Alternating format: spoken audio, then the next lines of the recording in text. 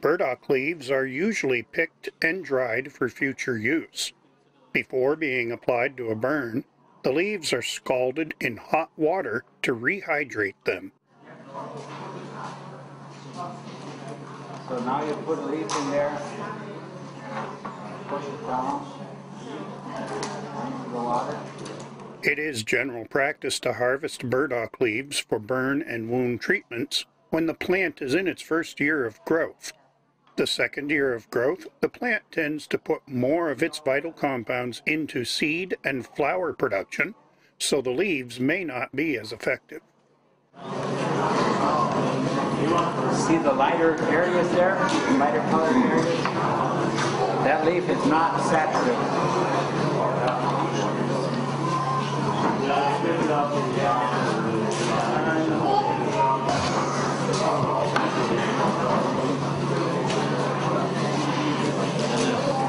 B&W, the instructions say stir, and there's a reason for it. Because the way it is in the can, it's not easy to use. The burn and wound ointment is whipped with a small wooden spoon prior to applying it to the burdock leaf in order to make it easier to spread. Spread like butter. So you shouldn't stir more than you think you're going to use this time. That's something that we do because you don't want to have a lot of stirred up salve ahead of time. See how the color changes? It's much easier to get a leaf saturated when the water's boiling. It's still not totally.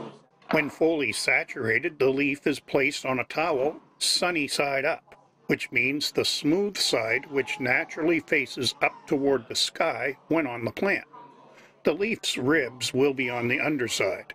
This is done to ensure maximum contact with the leaf to the burn. The leaves used here are gobo burdock, common in the southern U.S., but traditional burdock leaves, as found in the northern U.S., have been found to be equally effective. It's amazing. I can't believe this because I've seen it.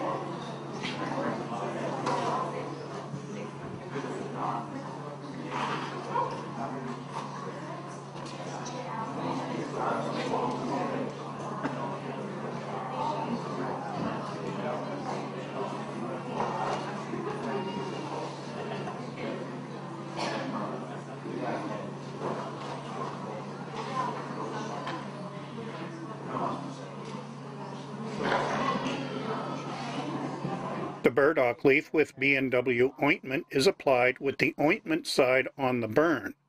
To ensure full contact, the wrinkles and air pockets in the leaf are gently smoothed out.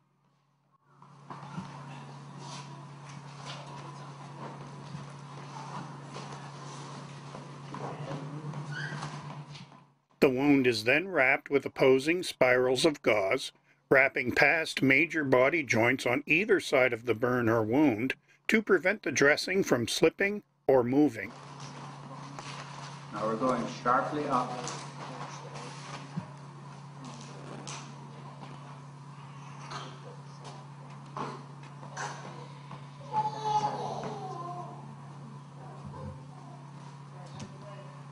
Okay, pick up your hand.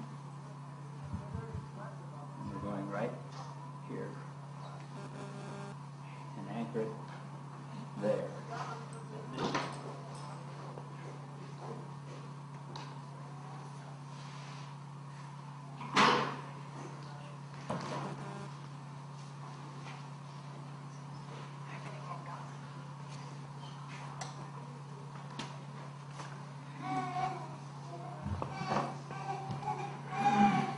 Every layer you put on puts more pressure on.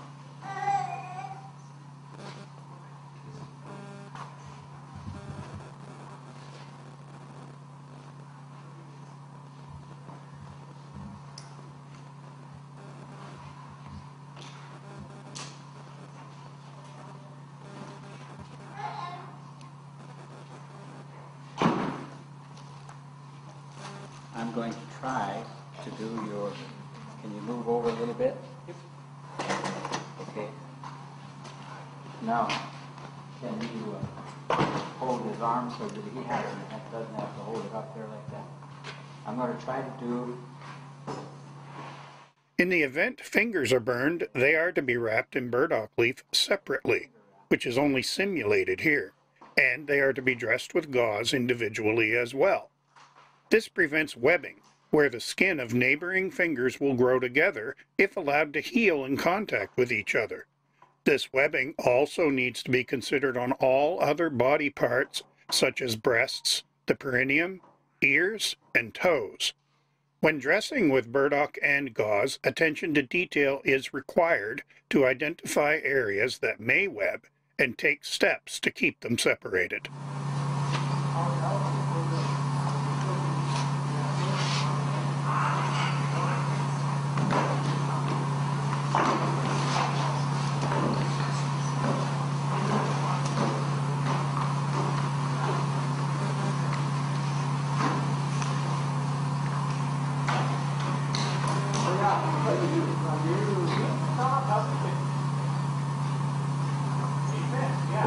We'll consider that little finger not burned.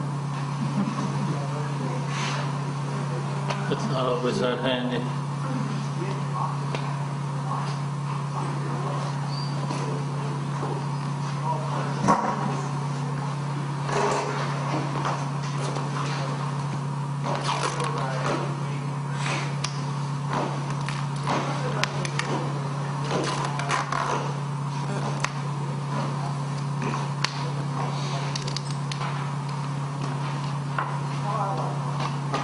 Going to do now he's usually they don't stand, they're laying down, but I'm going to do a body wrap showing the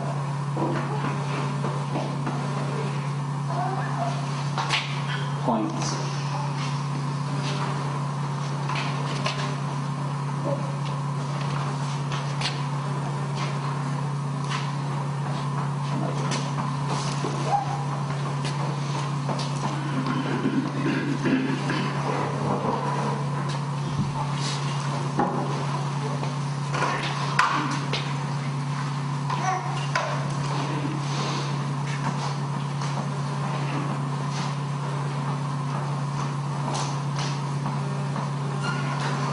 Here's where a piece of tape helps sometimes. Get a piece of tape right there. Right where? To keep it from rolling. Like this. But then there's this finger here. Maybe we can do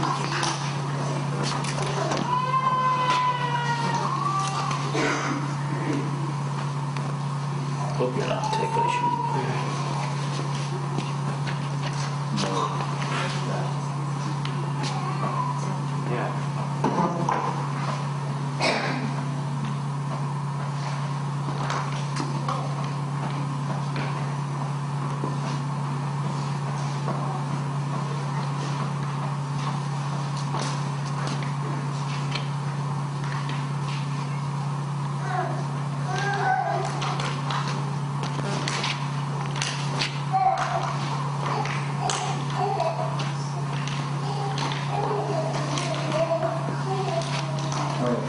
That's got that. Here, let me have Just a piece.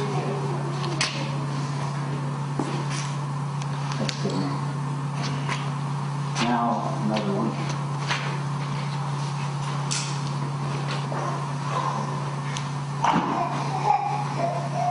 We're going to make sure that it's tied on the bottom. Anchored.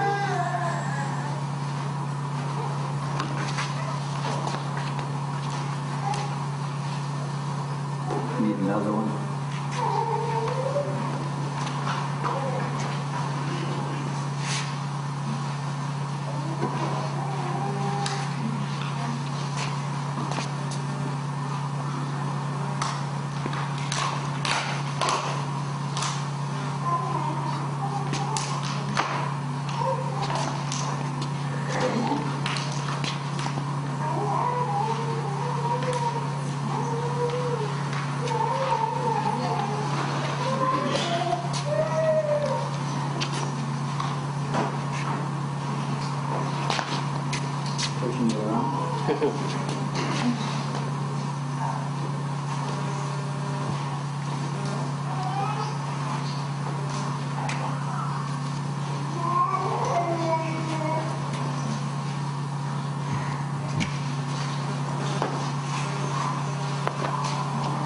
Okay, you turn around.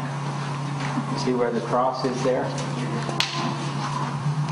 If you have a wound on this part of the leg, you almost have to tie it at the knee and come up around the stomach, back down and back up, and so forth. That's pretty well the, you might say, the foundation of a body wrap. And now we're going to lay you on the table.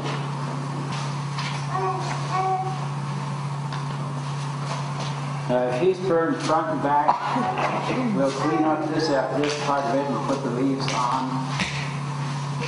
And there's the back is still, so we'll put this over him. Are you ready?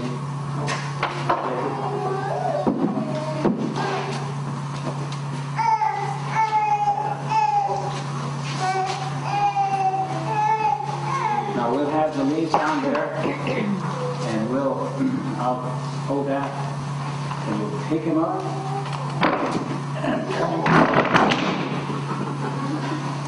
Now we have to pick him up and let him get an arm up.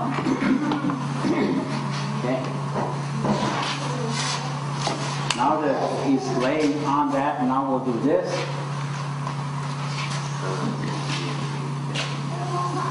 A little bit more chunks than we were bartering for.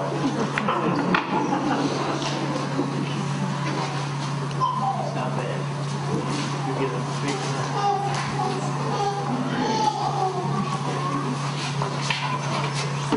We've fixed that now. Now the tape.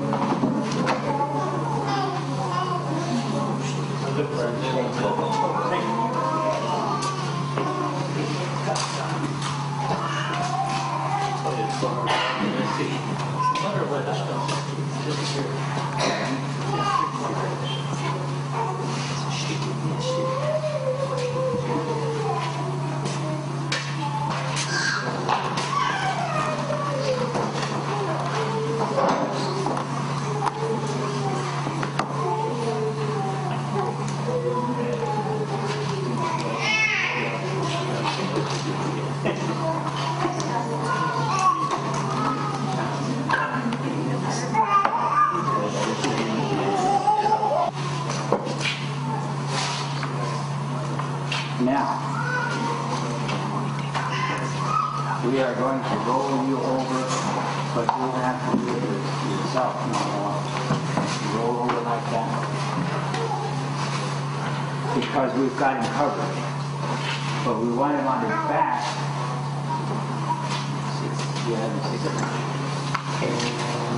This is where the fun comes. So, put that on there. We'll go underneath here. Put that in your hand and roll it in under.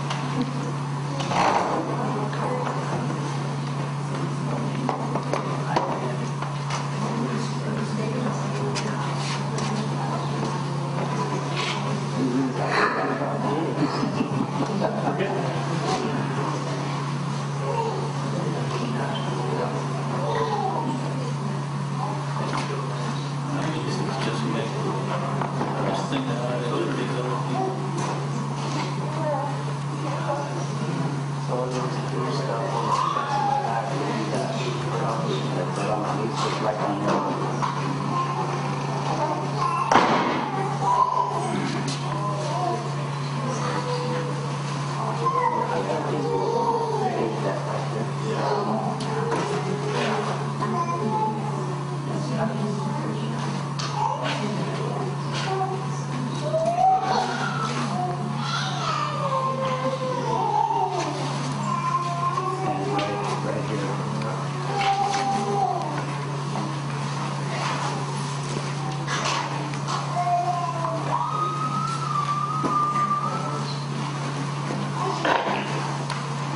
Now, if this was a 200-pound person, we wouldn't be doing it this way. We'd be using sheets, and if every time we go under it, we would just pull him over to this side and roll him up a little bit, and then pull him to that side every time we go around.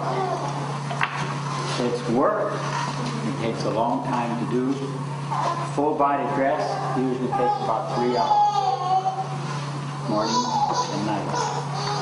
So you can put your legs down. Yeah. Stuff to the table.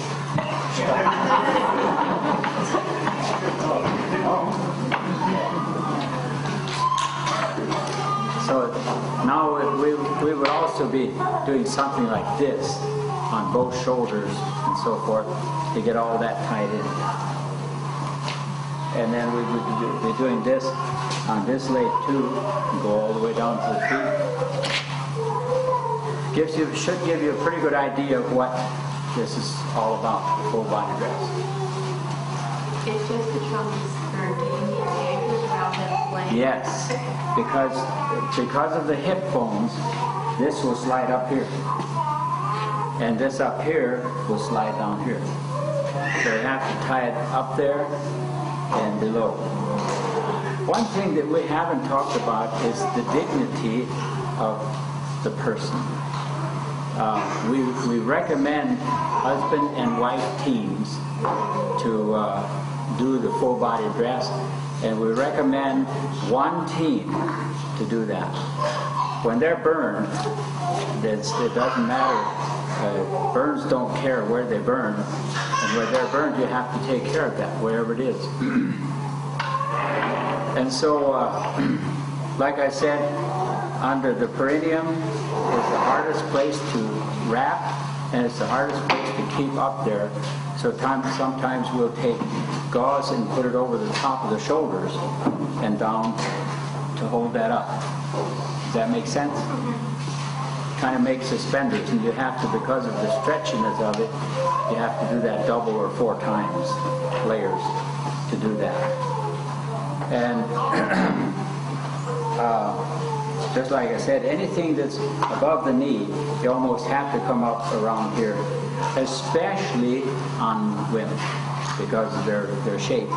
Sometimes men have a big enough muscle here that you can wrap anchored on top of that muscle. And the same way with the muscle here, but usually it's just best to, what you don't want to have happen is any of this slip. You want to be sure and make it stay there. Wrapped the way he is, if we would do all of that, if he was well enough, he could put his shirt on and do just about anything he wanted to. But there's one thing that he would need to keep in mind, and that is not get too hot. Because if he starts sweating under that, that burn is going to get itchy, very itchy. So that's one reason why I don't use the chair pad in the south, because of heat. Okay, I think, any questions? Just initially, you layer Burdock when it needs to be degraded, and that's all. You want more than 1 layer Burdock? Yes, if it's very dirty and so forth, we put several layers on it. The more layers you put on, the harder it drops. That's the reason for, like, in infection, up to 12 layers, change every 2 hours. But as the swelling goes out, as the pain gets better, as everything gets taken care of, you have to drop back on layers of Burdock and often go back to 1, because once everything, the Burdock has done its job, it actually causes pain. many times when when they talk about a burn or whatever, and they say it hurts. Then I ask them, how many layers are you putting on? And often it's 3, 4 layers or whatever. You go back to 1 layer and that takes care of it. Burdock can cause pain. No, for sweating, do you have any other padding or plastic? All I use is gauze. Yeah, the gauze can breathe more, and it's not so warm. I'm sure he feels warm. Okay, see how that is right there? That's wrapped right there.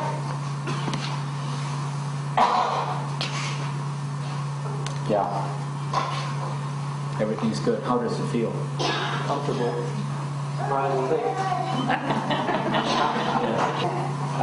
You always want enough of a margin outside the burn so that when it slips a little, and it's apt to slip a little when it gets up and moves around, but you want to make sure that it doesn't slip much, is the least amount. Then you want it enough of an overlap so that it doesn't expose the wound.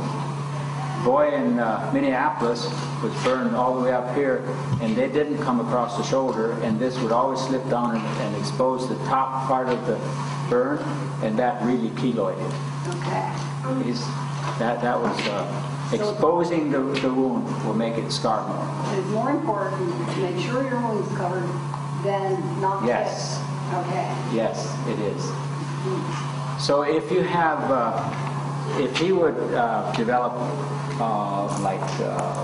yeast, which he could, and that grows under the burdock, and if it's not candida, actually burdock or B&W staph will kill candida, but there is a yeast that it will not kill. It'll grow underneath there, and if that happens, what we'll do is put dry forbipores around the wound, all the way up to that, and then put the leaf on the burn and out over the forbipores, so that dries up. That when that happens, that rash around there, the best thing you can do is to let it dry up, and it'll go away in a few days. That's the easiest way to take care of that. Those pimples, scattered pimples with whitehead, that's yeast.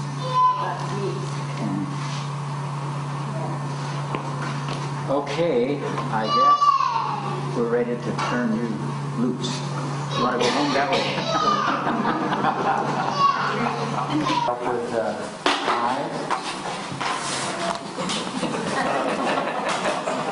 Somebody turned off the lights. When you go across the nose, don't go tight. That's not comfortable. Feel like a mommy yet?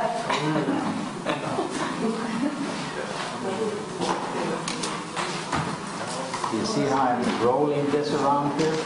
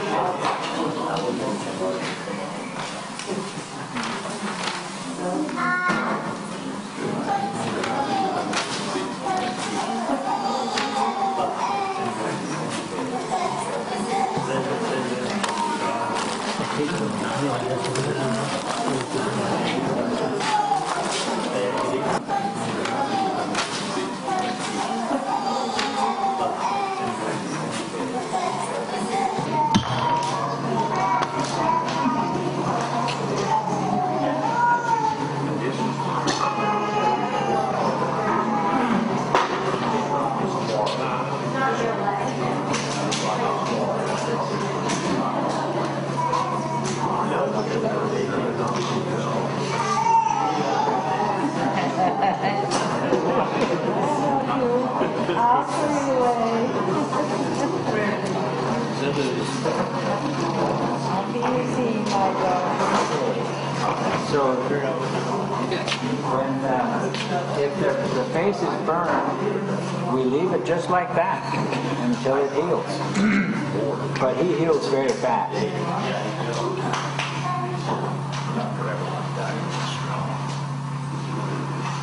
Now we have a hole there for liquid diet. A straw.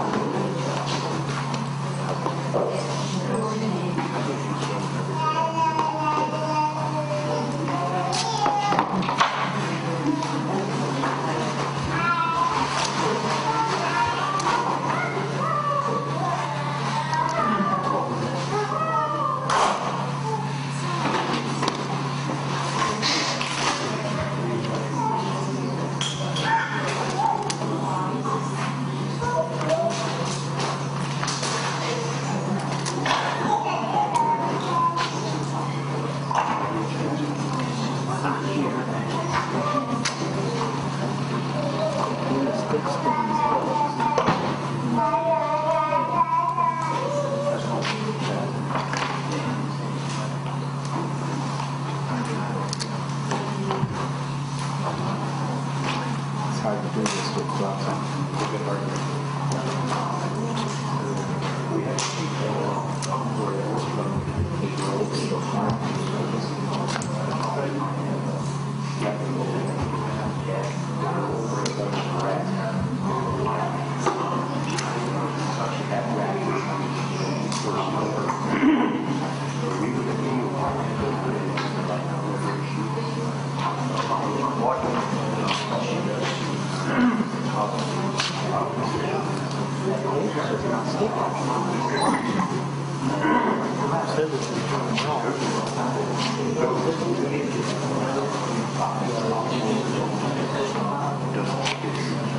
Now we'll take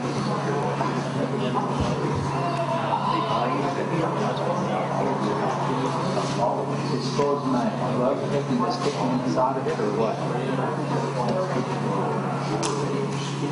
See, it does not stick.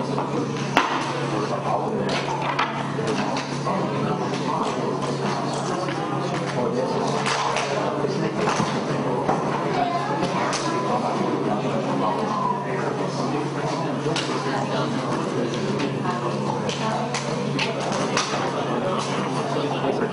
Yeah, they gotta get better tape. He's going to go get some better tape.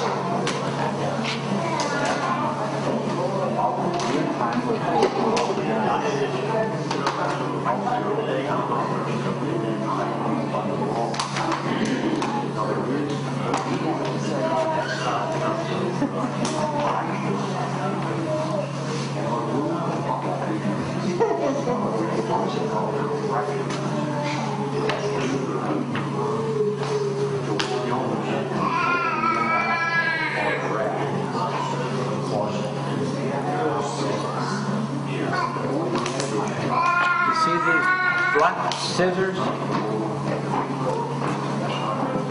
Always get these blunt scissors right here. Don't get the sharp scissors. You don't have any business with these. You could do damage with these as far as the eye is concerned. So,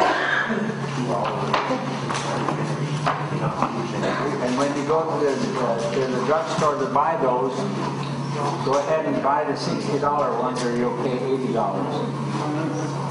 Because you buy one set, the cheap ones, and you throw them away and go back and buy the expensive ones.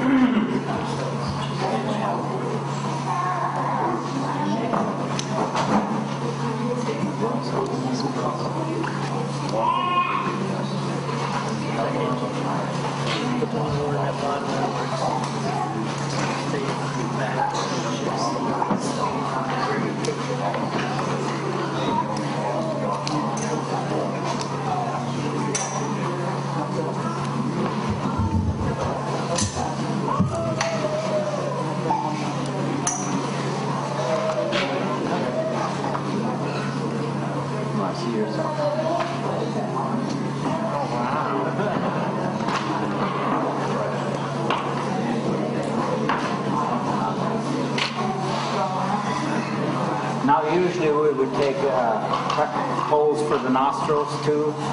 That tape mess is not a very good picture, but we'll leave it at that for the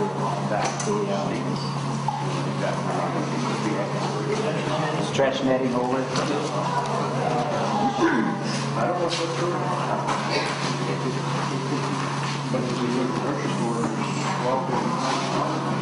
That keeps it there, but then we would cut that open and cut it open for the eyes and so forth. Like a copy of your book. Now for a sewing lesson, you can put a stitch right there and have a pair of shorts. You can cut a little hole right here and right here, and then stretch it over his body, and you have a t-shirt. And you take it down over the head and down over the eyes, or over the arms, and then put the arms through the holes, and then pull it back up. It'll snap right in there. Yeah. Now you have a t-shirt. You have this that was over his head, and you have your shorts on. You can just tie those together and then put leggings on and arms on, and you've got your whole body holding that in. Yes. Okay, at third degree burn, sometimes it'll start growing back, and towards the end of the burn, like the skin starts coming off at 10 to 12, 14 days, and the whole thing comes off. And then a few days after that, that area will get very, very tender. Then you need to take a dish of olive oil and just dip the whole thing in so it's wet. And then you just go down on it like that and back off.